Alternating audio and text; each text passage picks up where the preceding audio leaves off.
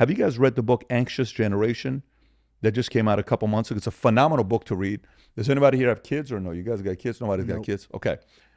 It's a great book to read because he talks about the challenges girls go through and how to help parents that they're going through this phone challenge. Like, for example, when we were in Hamptons a couple weeks ago, I had a couple guidelines I created for us when we're going out to dinner.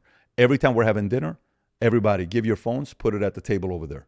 Everybody put their phones away. For 3 hours, we actually spoke to each other. And it was so funny because every time you want to get like, what year did this happen? We're all going like this. We're all going like this. And we're like, oh shit, let me go get the phone. Nope, just talk. By the second week we're together, everybody is like, can't wait to put the phone aside. Then Anxious Generation says that's some of the things you got to do. Another thing it talks about is parents who give their girls an iPhone at night. Okay, you give your kid, you decide to give your 14, 15, 16-year-old girl a phone. No problem. Guess what? What? At 8 o'clock, you have a safe. All the kids bring their phones. They put their phone in a safe. You close it up. 7 o'clock in the morning when they got to go back to school, here's your phone. He says, you got to take the kid's phone away from 8 till 7 in the morning. Great idea. Why? Because kids sit there late at night on their phones till midnight. Take that away.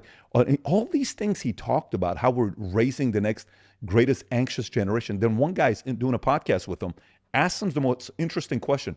He says, politically, which political family raised more anxious kids? Democrats that are your parents or conservatives that are your parents? He says, oh, it's not even close. Yeah. He says, who? Parents on the left raise more anxious kids. For sure. Parents on the right raise more kids that are calm and relaxed and enjoying themselves. He says, so which one are you? He says, oh, I'm on the left. He says, since you've done the research and that's what it shows, why don't you become a conservative? He says, I can't. I'm part of academia. I'm on this side. His research revealed these guys raise better kids that are calmer. These guys raise kids that are anxious. He is still staying on this side. Mm-hmm.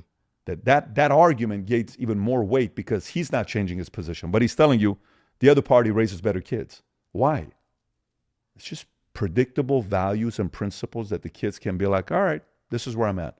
This side confuses the hell out of you. But that's the part, like in California, kids are anxious.